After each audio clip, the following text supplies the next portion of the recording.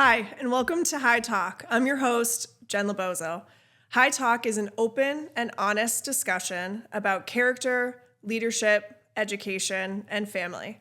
Today, we have three special guests here to talk about Big Brothers Big Sisters, a program that was reinstated into Hyde this year, and Hyde has had a long-standing relationship with Big Brothers Big Sisters prior to COVID.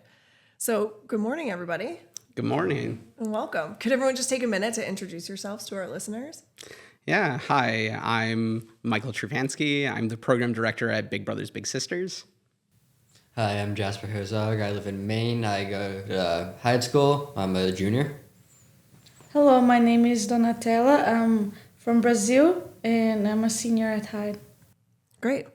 And would love, both of you are very involved in Big Brothers Big Sisters this year. And Michael, you're the program director.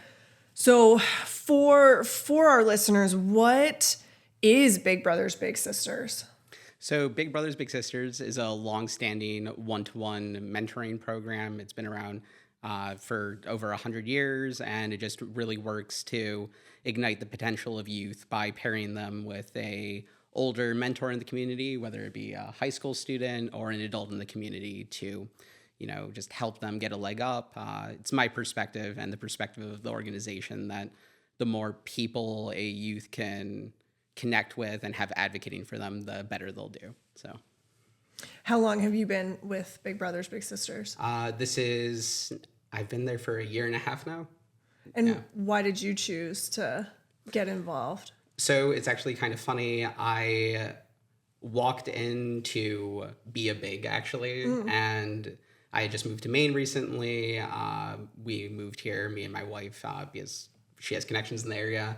I didn't have a job currently, so I was looking to volunteer. I walked in to be a mentor, and day of, I looked to see if they had any job listings, and they did. So I did the whole interview to be a big, and then afterwards, hey, I saw you have a job listing. Could I ask about that? And got dragged in to talk with the executive director, and everything went from there. And I love that. It was a little bit of destiny. Yeah, it was very serendipitous, but feels like the right place, right time. Yeah, right. Yeah. And within this area, Bath and Brunswick specifically, what kind of need are you seeing? So we partner with elementary school students and the elementary school across the street, which lends itself to a real ease in them just walking over to work with the Hyde students. And, but for the need in the area, how has that increased in your time since you've been at Big Brothers Big Sisters, albeit short? I don't know about increased, but I'd say there's an increased awareness of it where it just feels like, kids have so much access to media nowadays and social media and the internet that it's very easy to feel very divided and isolated, even when you're in your own small community. And we're at a point where a lot of kids feel very isolated, feel very alone. And I can't remember the exact statistic, but feel just that there aren't a lot of people who are invested in them and care about them as an individual. So this one-to-one mentoring that we're doing is incredibly important nowadays. Mm-hmm. And before I turn to you students and have you chime in, what is that experience, that one-to-one mentorship? What does that look like for a big and a little? So there are a couple of different ways that it's facilitated. I'd say bread and butter is our community-based matching, where you're matched with a youth in the community. You spend time together 2 to 4 times a month, so either every other week or so. And it's just being another adult who's there, who's giving them different life experience, taking them out. I got funny, just incredible pictures this morning of a match who went out and did some painting together and sent me pictures of their painting. Others go to batting cages. Others just go window shopping. And it just gives the youth the sense that there is another adult who is invested there. They're not a parent. They're not a teacher. They're not that kind of authoritative role. And that's the community-based. Then there's lunch-based, where you spend an hour a week with the youth. It's much more structured, but again, that sense that there's an adult who's choosing to spend time with them, choosing to be a part of their life, and just that very regular commitment of spending time together, whether it's playing cards, playing football out at recess with them. And then we're getting the after-school program started, where they get to see other youth who are doing well in the community and the like, and who are also, just because they're conscientious and caring individuals, taking an active enrollment in their life, and they can talk with them more candidly as a peer about, hey, what's high school like? Or can you teach me how to play Uno, or whatever it be. Yeah. When I was in elementary school, I thought high school students were so cool. Oh, they are. Yeah. Sometimes. Sometimes. And Jasper, being from Maine, had you heard about Big Brothers Big Sisters prior to the school year? A little bit. I heard about it. My mom and dad had both done it, so it's been around for a while. They both did it when they were in high school, so I'd known about it, but I didn't know like much about it. So it was nice to hear more. When you first heard about it, what drew you to want to find more, to be a Big? Just having, it's almost, when I was younger, I had older neighbors who were 10 years older than me, and I would usually hang out with them. It would just be really nice to have someone to look up to. So for me, being that person was always something that I really desired. I love that, paying it forward. Yeah, exactly. Yeah. And how is the connection with your little Ben thus far this year? What has that meant for you? I like it a lot. He's a really good kid. I enjoy spending time with him. I see a lot of energy and excitement and a lot of growth. I'm just excited to spend more time with him over the next year. Mm-hmm. And Donatella, you're from Brazil, so you're international. Is there a type of program in your community at home that is like Big Brothers Big Sisters? No, not really. Not that I know. Like, that's why I think it is so interesting, because I think it's something here from United States that the community always try to find a way to help each other, and this don't happen like this way in Brazil. You know, it's different. Mm-hmm. So I never volunteered before because it's like just hard to find, you know. And find the time. Yeah. And why did you want to become a Big with Big Brothers Big Sisters? Because I always wanted to do something like that, like to help the community somehow, you know. And because I think it's like, when I was small, I used to play soccer, and I always played with older kids, you know, even if it was boys or girls. And I think that it's like, it's nice to be around like older people that are good people, you know, so you can be inspired. And also because I have two brothers, but they are like my age. And I always wanted to have a small brother, you know.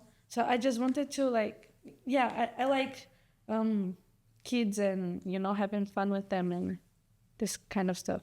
Yeah. Do you feel like that maybe your unique potential is tied up into working with youth or younger students? Yeah, I would say yes, because I am applying to college for nutrition, but I want to work like specifically with kids, like kids, especially kids with neurodivergence. I don't know how to spell that. Yeah. Because food is something that can really change their lives, you know. And yeah, I think I know how to deal with kids. That's why I tried the Big Brothers Big Sister. Yeah. And what's your experience been like with your little so far? It's been really good. Like, he was kind of shy in the beginning, and then he started to speak more with me and with the other kids, and he asks like to play hide and seek with the other kids, you know.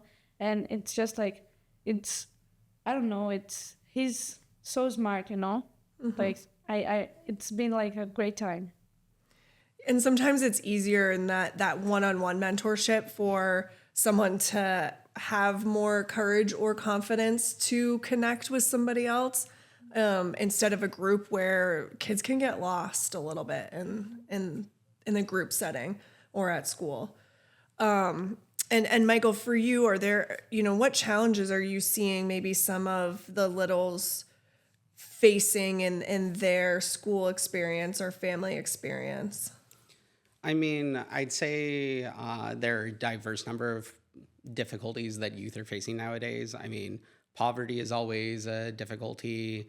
And then also, just like I mentioned before, with a lot of times unrestricted internet access, just increasing awareness of how difficult the times we live in currently are, where I know when I was a kid, I wasn't really thinking about, politics or anything like that. But nowadays, I feel like youth feel like they have to have a position on complicated issues a lot earlier than they might have had to when we were growing up.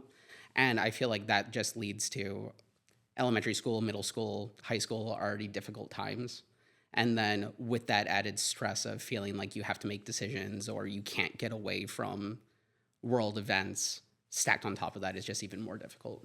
Yeah, I would agree. I see that as well. And Jasper and Donatella, when you were younger, obviously times have changed drastically. What were some of the challenges that you were facing where you think back and you either appreciated a mentor that you had or think, wow, I would have really benefited from a mentor in that time? I think that when I was 9, I moved to Maine from Washington State, and I think that it would have been good to have I kind of had mentors, but kind of coming into a new place, it was hard to adjust different people. And the other thing was everybody had known each other already. Everybody was already friends, so it would have been nice to have a mentor. Not even a mentor, maybe just someone to supportive and friend. Yeah, help that transitional period. Mm-hmm. Yeah, I was really shy growing up and really would have benefited from that one-on-one. I could open up way more if someone was working one-on-one with me. And I thought high schoolers were so cool at that time. And what about you, Donatella? Well, I agree. I also thought that high schoolers were cool. And I have an older brother. So I always had like this big brother, like a tutor. And I think it was important for me because he's like a great kid. He always had like good grades and, you know, he's smart and he's funny at the same time. So like I was inspired by him. So I wanted to be like a better person, and also it helped me shape like my friendships, you know, like, so when I grow up, I knew the people I wanted around me, you know, because I had like this image of what is a nice person and something like that. So that's why I think tutors are important. And the same thing was for the other kids. I said like girls, when I was playing soccer, the older girls, I always like looked at them and like, oh, I want to be like that, like something like that, you know? So it's good. Yeah, and so it's helpful to think, okay, here I am in a situation where I'm a role model. Everything I do, you know, here's this little who's looking up to me and looking at me at what I'm doing. What were you like as a kid, and where would you have appreciated the impact of a mentor or role model? So when I was younger, I moved a lot, and I can remember when I lived in Virginia, our neighbors were older, and I remember his nickname was Scooter. He was a high school student, and he was so cool. For little kid me, he was awesome. He had his own wallet, which was crazy. And I remember my sister, we spent a lot of time together with the neighbors next door, always wanted to see his wallet, was fascinated by it. And that was when I was maybe 7, she was 5, and we still very fondly remember them. And then more into adulthood, when I was a high schooler, at the end of my high school experience, my father passed away. And I can remember very, very specifically one time, I was trying to get my license. You have to get all of your driving hours in.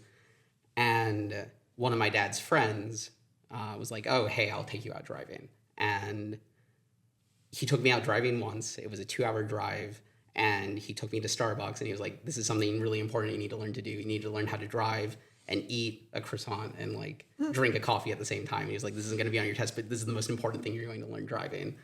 And he took me out driving that one time, and I can still so speak to that experience and visualize it so much. It really, we like to emphasize the long-lasting relationship, but even just reaching out that one time can have such a profound impact. Yeah.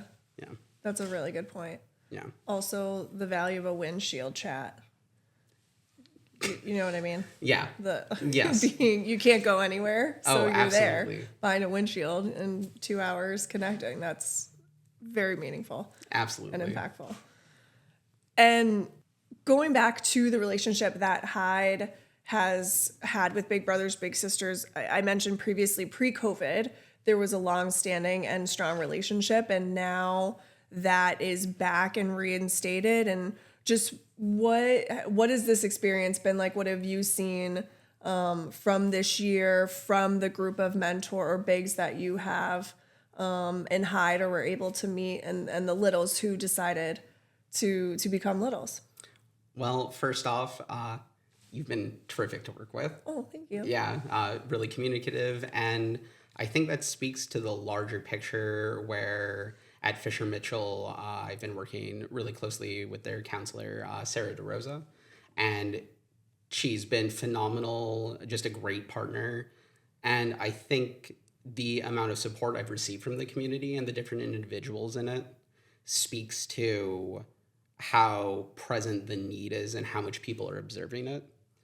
And I mean, all of the mentors that I'm working with at Hyde, you have been fantastic to work with. And I do try to say it after each session, like, good job, guys. You're making a big difference out here. But this wouldn't be possible without great volunteers. And even speaking with the school, they are so excited that this partnership has been restarted, that we've been able to create this connection. They also talk about like, oh, I remember when we used to do this, or I remember when this school had this kind of connection.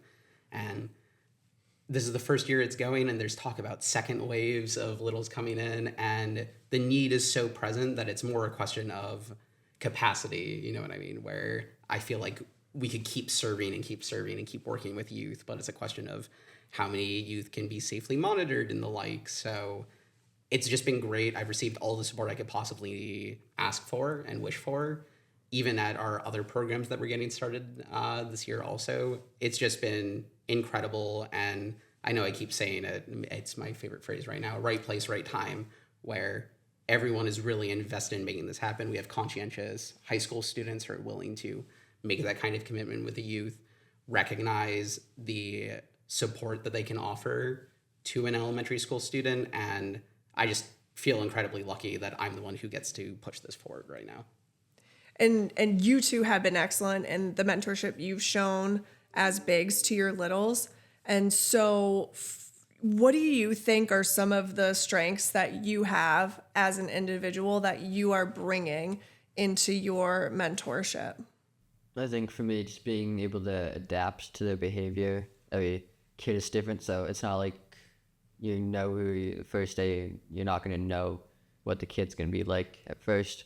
We have to adapt. You have to see what they like, see what they don't like, see what makes them mad or anything like that. And you just have to realize what is going on in their life as well. Yeah. And you're someone who I would also say is a good listener. And I think being able to adapt means being a good listener and just demonstrating genuine care. Sometimes I think little kids can feel that right off the bat. They've got a BS radar, so to speak, just like high school students as well. But what about you, Donatella? What are some of your strengths do you think are either coming out in this as a big or that you've brought to the table, so to speak? Well, I feel like for me is being communicative, because you need to like ask the kid what he wants to do or like what he likes, and listen to the kid, and know how to communicate and not make the kid uncomfortable.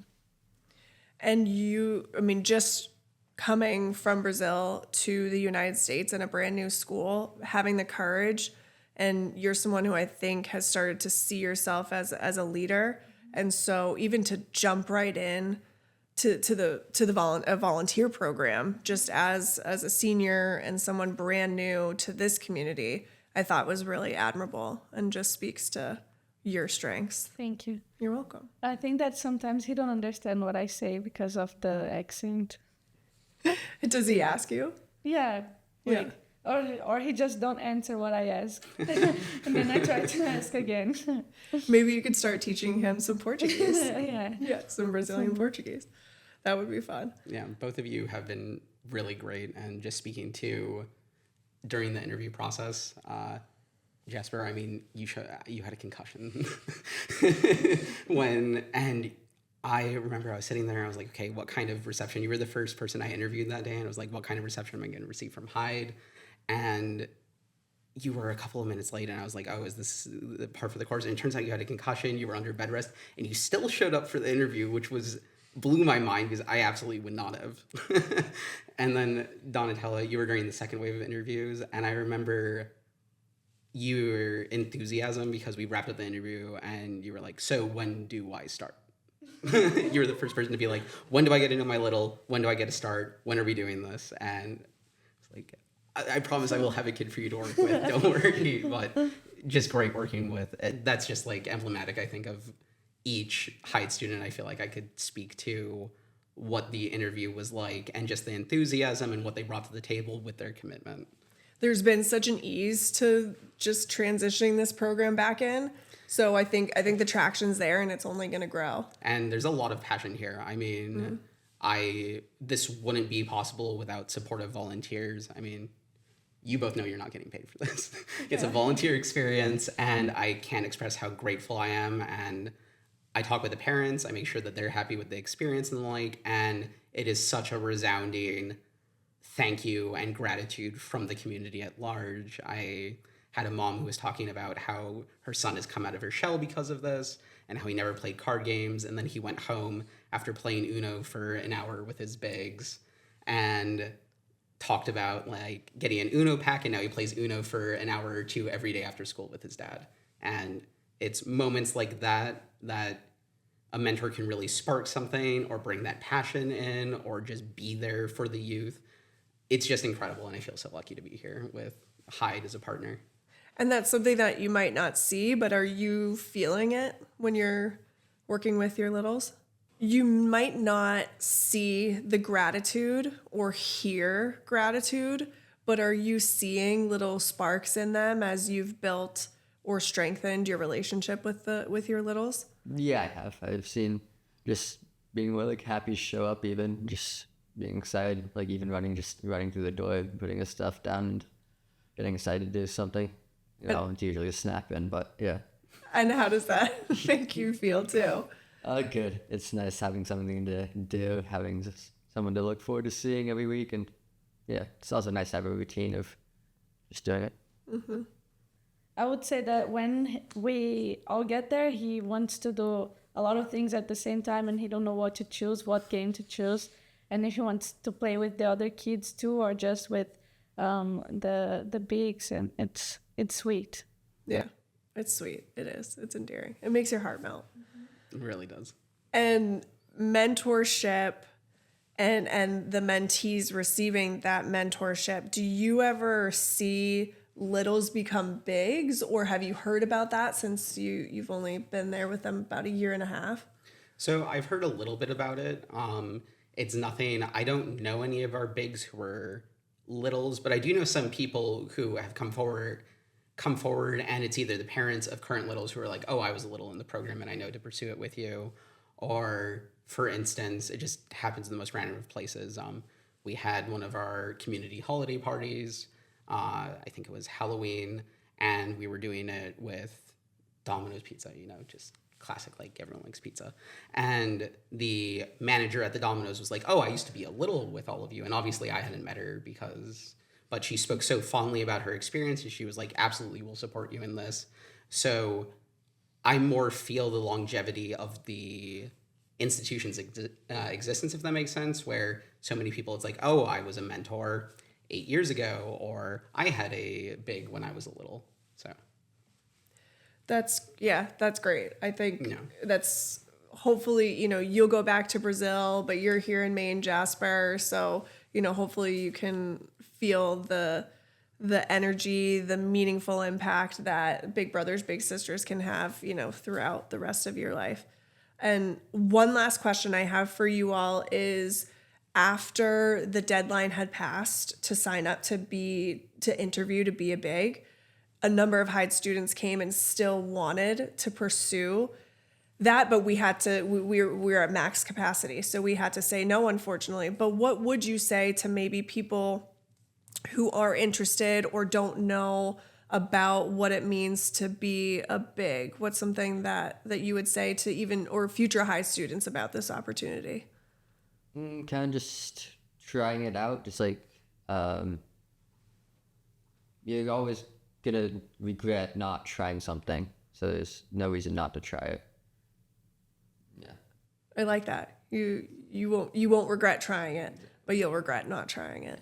Nice. Yeah, I would say that it's important, like, not only for the little, but also for you. It's like a place where you can, like a place for personal growth, like not only for the kid, but for you too. So it's a great experience. Yeah. And Michael, what would you say to future potential applicants as a big? It's funny the amount of drive I'm seeing, because I know that you've said you've received a lot of applicants you've had to turn away. I have students who are emailing me and going just like directly to me and saying, hey, I want to be a part of the program. And we are at the point where, I mean, this is just like a larger problem in the community, especially once you start looking outside of the high school demographic. We need more male mentors. And I have a waiting little brother at Fisher Mitchell, and I've been approached by 2 young men here at Hyde who I'm like, hey, I'll get to know them and we'll see if it's a good match. But I mean, you're here for a reason. You have drive. If the program tells you no, I know that you're probably going to find a way to keep to that conscientious volunteer mindset and keep pursuing, because you never know when it's going to be the next yes, I guess. Yeah, absolutely. And even so, I think there's, as much as you're giving in that moment, in that volunteering, there's also so much to take from that experience. And volunteering can be a really important way in your community, or, you know, beyond the gates of Hyde to get that experience. Well, I want to thank each and every one of you, Michael, for the work that you are doing with Big Brothers Big Sisters, and then Jasper and Donatella, the way you've shined as bigs and what you mean for your littles. I think that's remarkable. Thank you. Thank you. And thanks to all of you as well. Wouldn't be possible without volunteers like you and without excellent community partners to make my job a lot easier. Yes. May this be a relationship that continues for years to come. Absolutely. Yeah. Thank you so much for listening. You've been listening to Hyde Talk, and I'm your host, Jen Lobozzo. Please make sure to check out Hyde Talk on all your favorite podcast platforms. Until next time.